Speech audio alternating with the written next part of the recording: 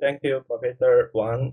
I'm Zhangrun, a PhD student in Professor Zhangrun's lab, and today uh, I'm here on behalf of my PhD supervisor, for Professor Zhangrun to share our work with you. And so to get started, I'd like to talk about extracellular glycogen, and you all know glycogen well by now. So, but just to recap, Professor Writing and practically using their click chemistry tools found that AC formulas glycan reporter incorporate into mammalian cellular RNA, and they found the glycan signal proved to be RNA sensitive, confirming the presence of glycan. So, and they found the conserved small non-coding RNA. And what they found was pretty clear. Glycan also associated with the cell membrane, and crucially, the accessible on the outer surface of living cells. Now, as you probably aware, the cell surface glycan has already been linked to quite a few important functions, right? So at this point, glyco RNA has been spotted pretty much everywhere, cellular, extracellular, circulating on the cell surface, or even in tissues. And what we have been focused on lately is the extracellular pore, particularly the extracellular vesicle-associated glycogen. So, extracellular vesicle, or EV, are tiny particles that generated by essentially all cell type, and they carry a variety of cargo. And it's important to note that many different cell types can secrete EV. So speaking of this extracellular vesicle, I just want to quick mention we actually focus on small extracellular vesicles, which are made cells due to their enhanced tissue penetration and superior circulation stability. So the great thing is that we can get these cells for diagnostics, and we can also engineer them for therapeutic applications. And back in 2021, Geico RNA showed up, and we have three questions accordingly. Are they present on cells, and do they have diagnostic value, and what do they actually do there?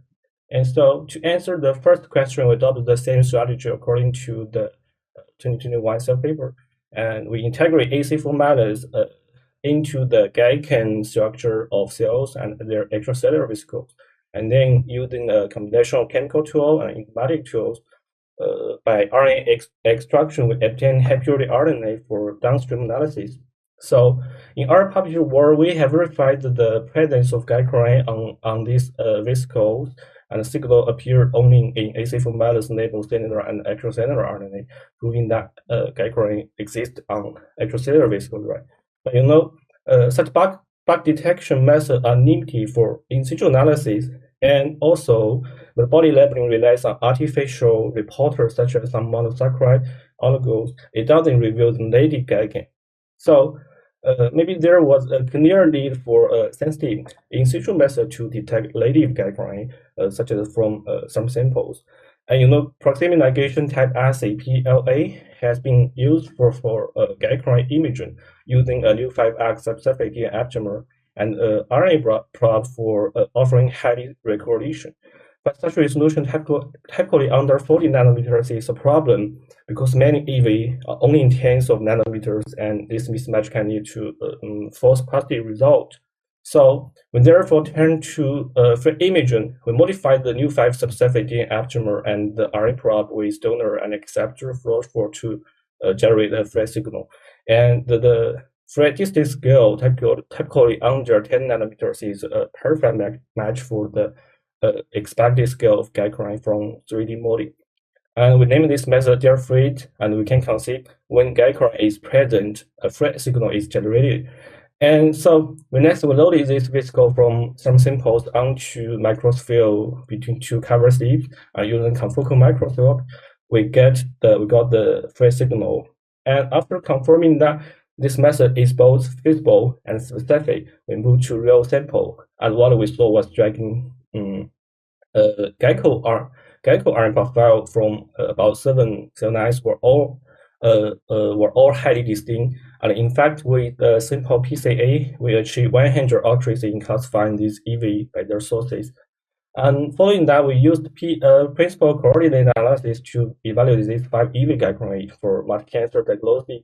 And here, different cancer types cluster separately from each other, and the overall accuracy of cancer discrimination reached 89% using these 5 EV guidelines as input. And beyond diagnosis, our research revealed that EV surface glycan can bend specifically to nectin, such as cyclics and p-nectin, when validate this interaction via imaging and flow cytometry, and training physical ways RNAs to remove surface RNA, reduce the signal bending. And considering that p-nectin is widely expressed on endothelial cells, we asked whether glycan affect EV uptake, and in our work, we revealed that removing the surface RNA, terminal sialic acid, or N-glycans all reduce the EV uptake into cells, and this pattern consists across multiple cell lines. So this answers our third question. Glycan do regulate EV behavior, but such bulk uptake assay mask the individual's EV behavior. So we asked how exactly do glycan regulate EV uptake at the single physical level. Specifically, could glycan control EV natural diffusion on living cell surface? So before our single physical checking on living cells, we had to be sure that any effect were due to RNA removal but not damage to the physical integrity, and we found no significant differences between this treated vesicle means that surface RNA removal and untreated vesicle in terms of morphology, size distribution, or interference from multivesicle or any aggregate, and no significant differences were observed in total protein composition, surface potential, or the integrity during the initial interaction with endothelial cells. So this confirmed that the vesicle remained intact and suitable for tracking. And with vesicle integrity confirmed, we then tracked this vesicle on living cell surface, and we found the diffusion pattern was strikingly different. Control vesicle show confined subdiffusing motion, whereas ablating or removal surface RNA abolishes this confinement, resulting in enhanced brown diffusion. And our results also revealed that distinct diffusion behaviors, such as this treated vesicle, explore regions about fourfold larger than those accessible to control vesicles. And I can't show all the data due to the limited time, but the take-home model is this. We believe glycan function as molecular anchor that spatially confine their natural diffusion through glycan-dependent area, enhance both cellular uptake and transcellular transport. And in another piece of our work, using a very similar approach, we found that surface glycan RNA also regulate EV behavior within the extracellular matrix. And in this work, our single vesicle trajectory reconstruction revealed that glycan RNA tethering also modulate vesicle diffusion, and ablation of surface RNA causes a transition from confined to anomalous diffusion. And so I have kept some details out, but we believe the potential is huge, and we can conceive that the key next step is large-scale cohort evaluations, such as systematically testing extracellular glycan as novel tumor biomarkers for non-invasive diagnosis. So we are currently applying to ovarian cancer, and we have cohorts of over 1,000 patients with different subtype, different stage, and problem sensitivity. And besides, we aim to establish glycan RNA as the metastasis-linked biomarker. And beyond the dear freight I mentioned earlier, we have also validated the diagnostic performance of EV glycan RNA in a much larger clinical cohort, nearly 1,000 samples. What we found is that the extracellular glycan can effectively distinguish ovarian cancer patients from those with benign conditions. And in addition to EV glycan, we found that glycan profiles differ significantly between cells derived from primary ovarian cancer and augmented metastatic lesions in ovarian cancer patients. However, there are numerous cell types present, making it difficult to identify to determine which cell type drives the change in glycan and which glycan changes are caused by cancer cell metastasis. So to address this challenge, we developed a single-cell glycan sequence method that can be performed simultaneously with transcriptome. and proteome sequence. This allows us to identify the identity of these cells and detect their glycoRNA.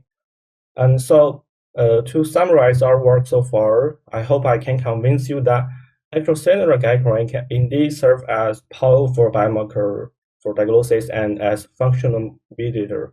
So, well, let's come to the next part. We have no wonder glycoRNA was discovered about 5 years ago, or 7 if we trace back to the earlier experimental evidence. So why hasn't glycoDNA been found all these years? But in nature or in biological system, DNA-sugar linkage do exist, such as T4-phage glycosylases DNA to evade host restriction. So we have to ask, is it truly absent, or have we just make sensitive tools? And here there are two main methods for glycoRNA detection. Metabolic labeling with click chemistry and periodic oxidation followed by aldehyde ligation. But we couldn't detect glycoDNA using either approach. In fact, when we discussed this with Professor Ryan, they got the same result. So, but the problem we realized is that both MSCR and RPL only primed to see certain sugars, such as allylic acid, and that leave open a much larger glycan space or sugar space that could be degrading DNA. So we developed a new method, SAHL, so which lets us process down glycosylated DNA for downstream analysis, regardless of the glycan type. And so with this method, we successfully isolated glycoDNA from HeLa cells, and by some RPL simply couldn't do this glycoDNA were resistant to RNase and protease, but the signal completely fully disappeared upon DNase digestion. And importantly, the signal fully recovered after DNase digestion, after DNase inactivation. And we further found that these glycoDNA primarily localized inside the cell, but a fraction of them also appear on the cell surface. And given that glycoRNA is distributed in clusters, nanosized clusters, and we were also curious about how glycoDNA is organized. And using super resolution imaging, we found that glycoDNA also form nano-sized clusters on the cell surface, and we further confirm this cluster distribution using immune labeling. And we all know that cell surface RNA interact with the CPP tab and facilitates its uptake. So in our work, we also found that colocalizes with DNA on living cell surface, and importantly, removing the cell surface DNA reduce the tag uptake, and this effect was even more pronounced than the removal of cell surface RNA. And so maybe this file style really sums it up. Perhaps detection, chemistry, size, sequence, localization, receptor function, or and even clinical value. Almost everything about glycoDNA remains unknown.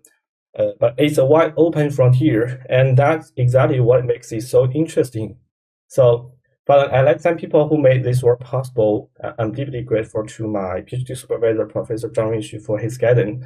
And thank you all again for your time. And I'm happy to take any question, but I think I need to get better in listening, so you can always email me for details. Thank you.